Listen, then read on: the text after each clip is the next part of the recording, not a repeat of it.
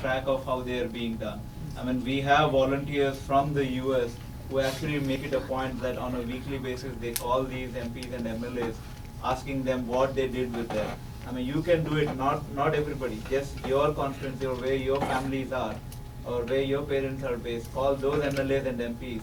Ask them what have you done with the funds that you have received for the development of your constituency.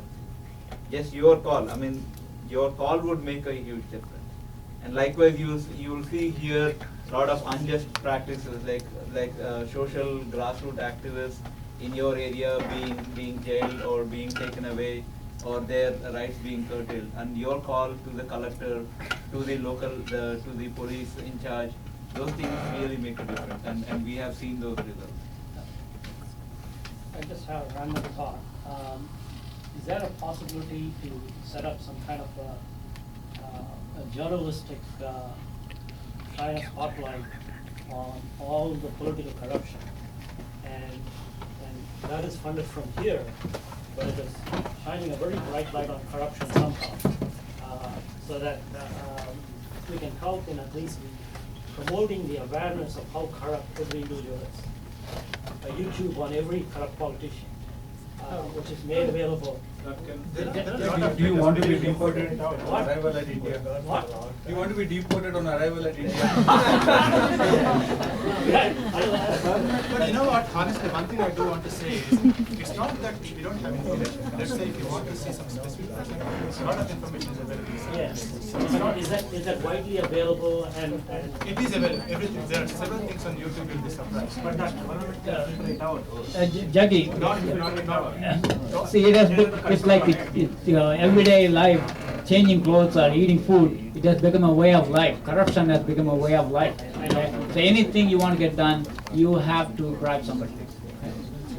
But at the same time, there are people who are saying that that's actually not true, that they are refusing and resisting that compulsion to just, I mean, they're just changing the habits and saying, no, we aren't going to do it, and, you know, we have the zero rupee note, we have the pledge that I will neither give nor take bribes, which we have taken to the offices of MLAs, MROs, and asked them, you know, can you put this on your wall?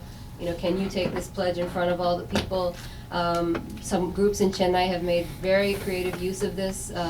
Rickshaw drivers have pasted this on their rickshaw so that if the police tries to get a bribe from them, they have a tool with which they can resist it. So people are changing that, and soon we will no longer say that we have no choice, because we have a choice. And just to your question about helping to shine a spotlight, I think that you don't have to start from scratch and develop a website. There are independent journalists.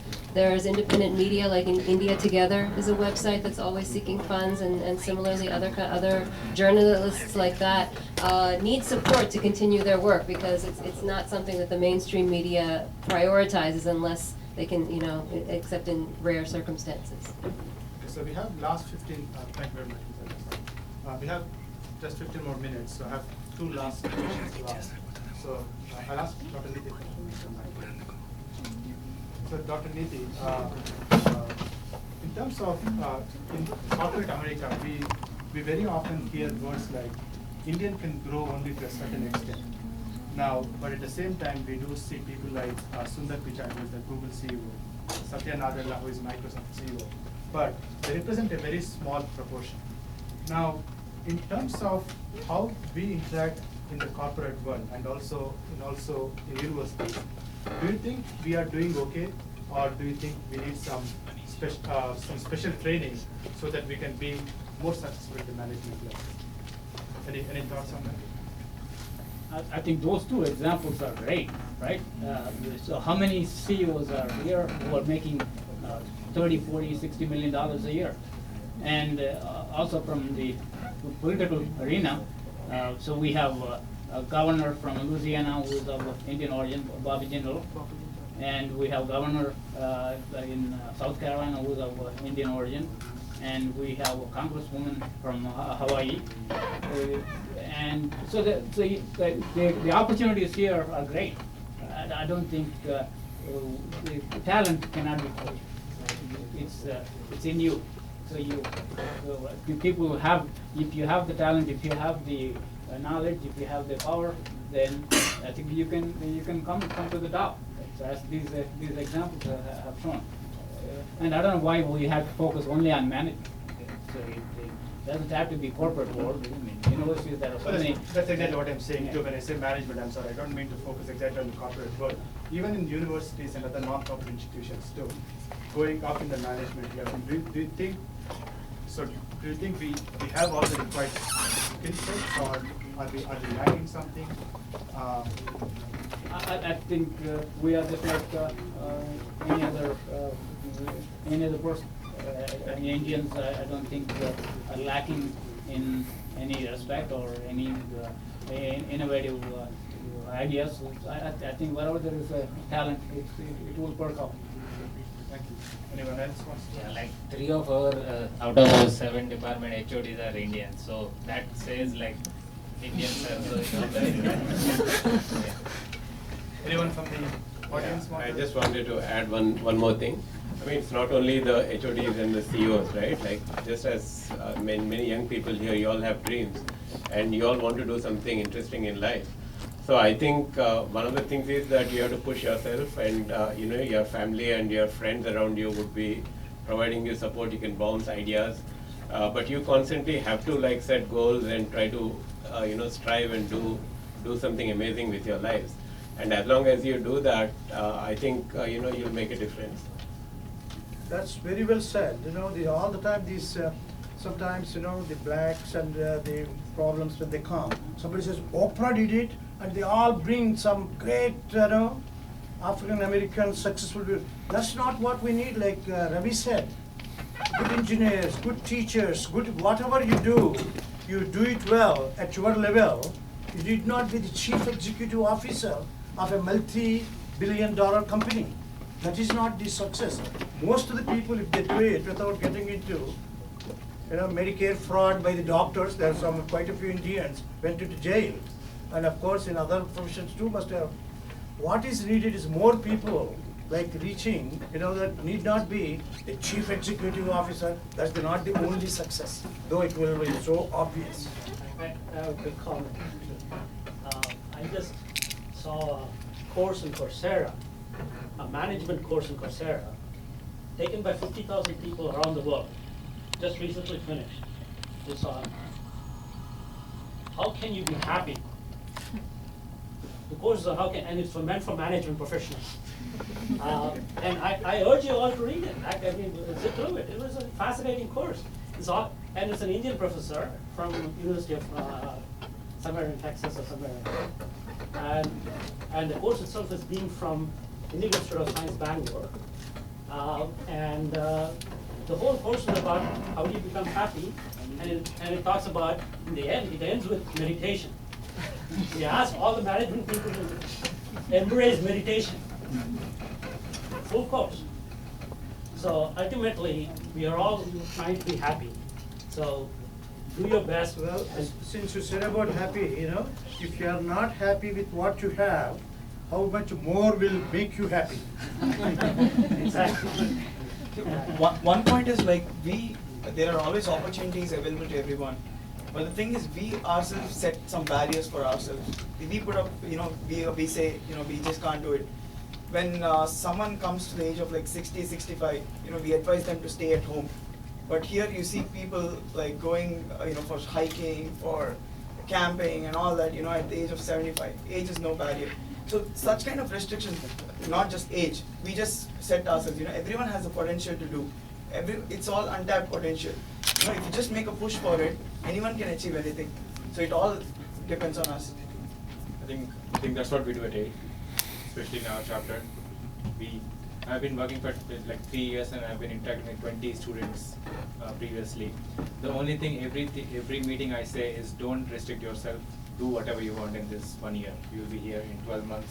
Don't stop yourself. We are there. We mutually can do anything, and we're doing an amazing job. I think for me at least. The way we have transferred for this past few years, this is what we do. Just don't stop yourself and keep doing whatever you want to do. Because you don't get opportunities many a times in your life. So risk yourself, take time, and just don't stop. Like we had like 5-10 people 3-4 years back who were really interested, and now I can see like 50 people. So that's what the change is required for. And if everyone tries and they can help like maybe 10 people, like they can set up themselves as a role model, then they can make a 10 of people change in India, and every person can take the responsibility. Can definitely, just by being here, you can make change in India, just by donating money or time. Sure. Thank you, Saurabh, Satish, and Savan. So one last question to end the session, and this will go to Dr. Vinod. This pretty much encompasses the whole thing. So India has an extensive diaspora network that has gone to every part of the world and made India proud through their hard work and way of life. Now, I feel that India should engage with this diaspora and seek their input towards India's development. Now, can you talk a little bit about how can NRIs be good brand ambassadors and make long-lasting contributions to this industry? Yeah, so I'm glad you asked me that question. Not because like I'm an expert in that or anything, but because that's pretty much the only thing I'm qualified to say, I think, in this panel, on this panel, right? So I consider myself as like the most common NRI, okay? So, you know, I compare what happened, what I've seen in India for 20 years with what I'm seeing in India. And like all of these guys pointed out, there are a lot of changes we see, right? A lot of good things that we see here, and we think that, oh, I wish India was like that, I wish India was like this. I wish, you know, education system, like you said, you know, was not about by-hearting or anything like that. So there are a lot of things, women empowerment. But what do? I don't do anything, right? I don't take part in any educational projects. I don't directly contribute towards any women empowerment projects. I can sit and talk and compare, right? But I haven't done anything concrete, right? But at a very minimum, what can I do when I'm sitting here? And I think I can be a good brand ambassador for the country. I can be a good representative for the country. How can I do that? Like like Dr. V.K. Raju said, you know, I can be good at what I do and excel in that, and that lays a good example for other people, right? So if I am if I was a good student in my masters, there are more students being recruited for masters from the same university. That's just one example. But you know, if I show that I'm a good software programmer, they think, you know, there are better software programmers in India. So I can be, you know, I can set an example, a positive in that way, and indirectly, you know, that's economic development for the country, right? I mean, what I do, if I can bring more revenues for India, that's a good thing too, and that I can do without, you know, really participating in any partnering with any NGO or those are all very, you know, huge magnitude things which I cannot even imagine how to go. So I really appreciate what he says too, but I haven't really started any others. But at a very basic level, I can be a good representative. So that's what I wanted to point out. You know, like we can all do that, and out here we can promote our culture in a good way. Like Arvinda said, right? You know, we can start right here by being, you know, good men, right? And like what and one of the students here pointed out that, you know, they his friend saw the video and said all are men like that.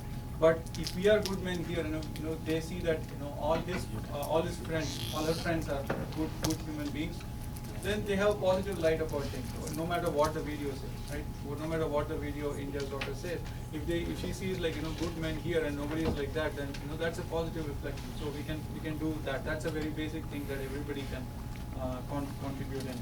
And also, like, you know, whatever we learn here as being positive in the US or what we see things, we can share it with people in India who friends in it, but in a very non-arrogant way, right? I mean, we don't want to come out like saying, you know, very arrogant. Arey, US mein, you know, I can see like this, I can see like that. No, it's not like that. But it's about sharing it and in a non-arrogant way, in such a way that it can bring a positive difference. That's another basic thing I think all of us can do.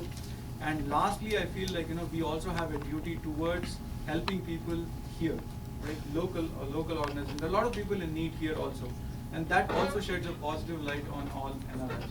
It's not only about taking money and giving back, right? It's not like that. A lot of helpless people here, and we can do our bit by doing charity right here. That will be seen in a positive way, right? And that also reflects positively on all Indians. And by doing all this indirectly, I think we are contributing for the economic development of India. So I think that's what I wanted to point out. If anybody has any questions? Sure. Thank you. That's great advice, Dr. Vinod. Sorry, go ahead, Dr. Ravi. I just wanted to add to what he said. See, I think one of the issues with India is that there is more than one India, and there is an India that's shining, and there is an India that's really like the gap between the India that's shining and the India that's in a really tough situation is increasing. For example, you read every day in papers that the Indian agriculture is in crisis and farmers are committing suicide, right? And like like a couple of panelists have said, there's a lot of malnutrition and hunger actually. That 60 to 70% of India are facing today. So when you're a brand ambassador for India, you have to ask yourself, for which India am I a brand ambassador for? So I think that all of us have studied that 70% of India lives in villages, and all of us know that there are very good brand ambassadors for the India that's shining already. So what's actually really needed are brand ambassadors for that part of India that actually is carrying the rest of the India on its shoulders, and therefore has been exploited and has been oppressed. And it is for them that you need to be brand ambassadors for. Now, how can you be a brand ambassador for somebody who you perceive might be in a situation of a victim? Like, how can you be a brand ambassador for that person, you might think. So what you have to see these people are as not as victims, but they are survivors. They are people who are struggling. They are people who are at the forefront of the battle. So when you are looking at people in our villages, look at them as somebody who is working very, very hard. So a person, sitting in India as a daily wage laborer, what that person is doing is that person is giving their 8 hours a day or more than 8 hours a day, doing labor work on the farms, on the fields, so that every product that you eat or touch actually has touched them before it has touched you. But your work is not touching them. Your education has not touched them. But their work has already touched you. Their work, the food has been grown by them. The clothes that you are wearing have been grown by them. So it is for them that you have to represent, and you represent them as survivors, not as victims. The stories of survivors and the stories of struggle, they are very, very powerful. And those are the stories that you need to convey. How you would partner with them, how you would learn from them, and how you would extend a hand in cooperation so that you may learn from each other. That's what you need to say. You're not extending a helping hand, but you're extending a hand realizing that the world is in a situation where there are people who are struggling to live so that you can live the lives that you have been leading. And you're somebody who has understood this. And therefore you're extending your hand back so that you can collaborate with that person as equals, so that one does not have to be ashamed of the other. But at the same time, the situation that there are people who are being exploited and oppressed, that situation changes so that the minimum amount of human rights, the minimum amount of social justice, the minimum amount of of environmental consciousness is there in that effort. Right? That's what you need to be brand ambassadors for. So thank you very much, Dr. Ravi. I think it's pretty much so if you just quickly want to say one quick statement or something. Yeah. So I'm very much tempted to ask Dr. Ravi one question. How much of Swadesh is true? Well, this is I want to answer this question in a detailed way, but Swadesh actually movie has been inspired partly by efforts of several groups. So because we were the NRIs in the story, whom Ashutosh Govarikar consulted, maybe some of more credit than what is due has come our way, but it's, the project that the movie refers to was made by a partnership of about 4 groups. AID was one of them, and there was a group called People's School of Energy, Narmada Bachao Andolan, and Bombay Savodaya Friendship Center, as well as engineers from Dhulia. So Anil and Madhu, there are a couple of people from People's School of Energy whose names I have to particularly take, and also Shambai from NBA, whose name I have to take. So thank you very much, Dr. Ravi. In the movie, there is a scene where the person, Shah Rukh Khan, takes a teacup from his station. Boy sells a teacup. Yeah. Naga said it was with you, like is it true? No, I think I told that the discussions on water issues and all were brought forward, where Ravi and Arvinda had discussed how water should be treated, like instead of bottled water rather than chai. I mean, I was explaining that scene. Yeah, so this story does reflect a lot of conversation that we have had with Ashutosh Govarikar. For example, the telescope before the song Ye Tara Wo Tara, right? So that's something that science groups and even AID and Tamil Nadu Science Forum and so on have done in villages. They have taken telescopes to villages to see village, to show village people something like Jupiter or Saturn, and then they actually, which is very hard to find on a telescope, but then when they turn it on to the moon, then they realize that a huge line forms because village people are interested in looking at the moon, not in Jupiter that they see every day through a different lens. So these are the kind of stories we have told, and they do make it into the film in various places. A lot of things that we have told also don't make it into the film. Like for example, in the last scene, Shah Rukh Khan is shown up and down running, adjusting that the hydro system, while all the village people are shown as spectators just looking. But in reality, the village people play a central role in any of the chain. That's the reason why I said that people are struggling. Like what we can do is only add a little bit of the struggle that goes on anyway and every day in every village in India, right? Like these people have survived for centuries, and so that struggle was not represented in the movie. Like the struggle of the Narmada Andolan or the struggle of the village people who are partners in the chain. Thank you very much, Dr. Ravi. I And just have a request. sure. Before everybody gets to leave, I just have a request. So you can. Sure. I think there's still. I think there is little more Okay. program there. Okay. So. And if you have time after the program, we can give a more detailed answer to the question of truth versus reality Sure. of that Swadesh. We have a little music video. Sure. Thank you very much. And Quickly, if I can make a statement. sure. Again, I'll quote Nani Balkiwala. I think we, the people, what we put in 300 pages, some of the questions we are looking for the answers. He put it beautifully. And V.S. Naipaul said it very nastily, harsh way, but take it properly, because this is a wonderful and very interesting group. Nani Balkiwala said about India, one Indian is highly intelligent. This is said it in 1977. One Indian is highly intelligent. 2 Indians are one political party. 3 Indians are 2 political parties. With all the discussions, if we change each of us, that basic little, whatever it is, I think this the real problem, only single problem, social justice, they all can go on and on. What is that will change? That we won't be one Indian highly intelligent, 2 Indians, one group, 3 Indians is another group. I think if that changes, sky's the limit for India. Thank you. Thank you very much, Dr. Rajan. Thanks to everyone. I hope, the topics, regarding the topics, I hope you liked it. We had several discussions, so obviously we can't make everyone happy, but I think we covered most of the things. And in terms of the session, we have the feedback forms. If you could please send your feedback, any kinds of comments you have, any improvements you have to make, please let us know. Thank you very much. Oh, before people leave, I just. Yeah, definitely. Oh, okay. Hello everyone, I'm Nupur, current president of Aid Morgantown chapter. I would like to thank the esteemed panel members and our energetic moderator for all the important points and facts that have been put out tonight. Every year, Aid Morgantown honors its senior student volunteers for their support and commitment towards aid.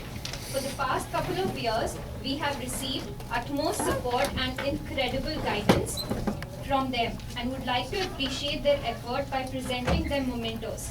Would like to request Dr. Ravi and Arvinda ma'am to give away awards to Mr. Sawan Suri and Dr. Saurabh Chaudhary.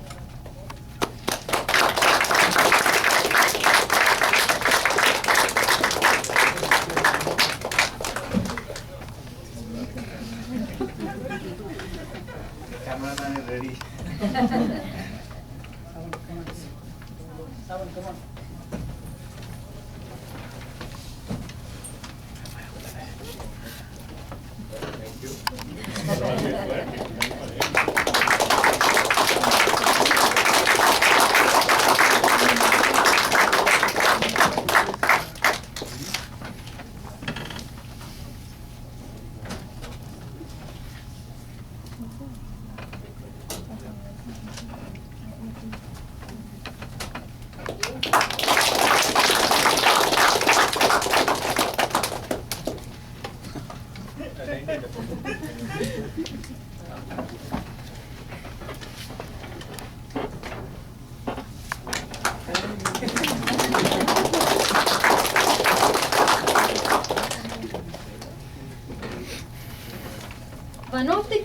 activities that Aid Morgantown is doing is volunteering for the college football season, which we call it as Shramdan.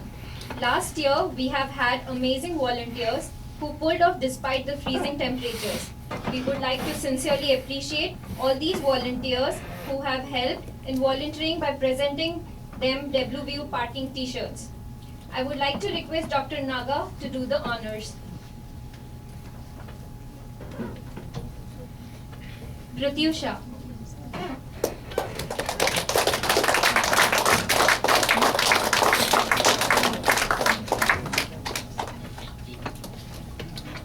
Monica.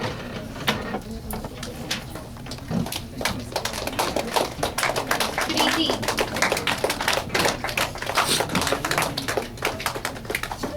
Shriparna.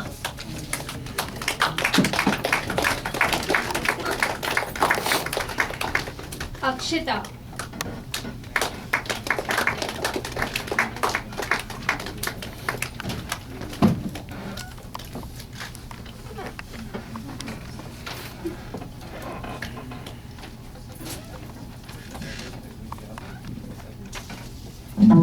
Thank you, Dr. Naga. Would like to call now Dr. Vinod to do the honors for the other volunteers. Chandana.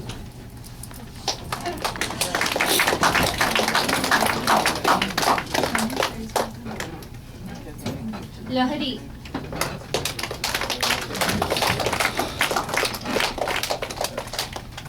Gautami.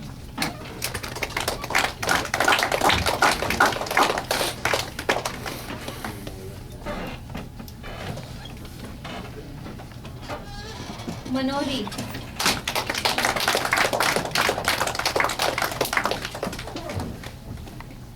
Sangamitra.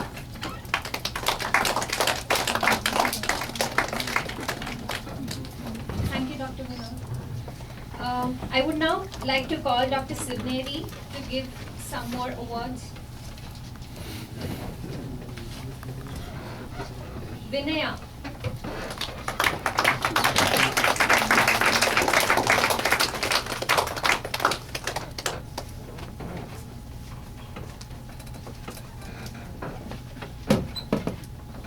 Varun. Giri Teja.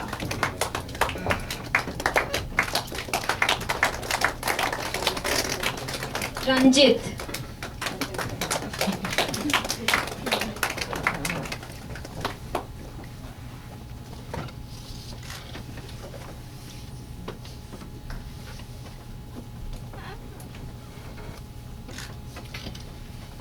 Thank you, Dr. Sibneri. I will now request Dr. Ravi to address the gathering with few words. Yeah, one more thing I want to add. For all our parking which we do, most of the money is raised by girls. Almost like 60%. Yeah, I was going to say that. Yeah. I've been doing this for like past 3 years. So more than 60%.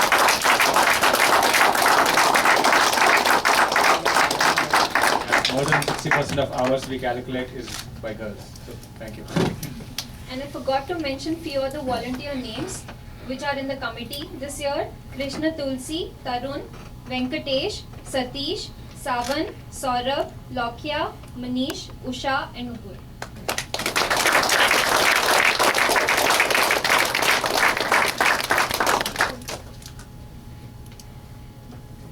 It's been really nice being here and being part of the panel, and it's great that you all combined.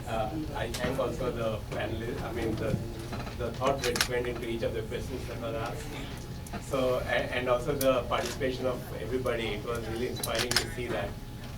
So one of the things I wanted to say was about AID. So AID, as you know, is a channel, that we started in 1991 as students. On the Independence Day, actually, with a bunch of us saying that we'll contribute $10 to $20 a month and then help support NGOs in India. And we started visiting villages and seeing the work of these NGOs and learned a lot from them and the movements. And over the years, now we raise about a couple of $1 million a year, and we are supporting about 100 different initiatives in India in various fields. And several of us have also gone back to work full time, inspired by these things. and a lot of people in the US like Naga work literally full time as volunteers for it. So it's an organization, you know, that's full of a lot of passion, and it's a way to make difference. So one of the things that you know, I was thinking that the people from the community here can do is that in addition to the students' effort of Shramdaan,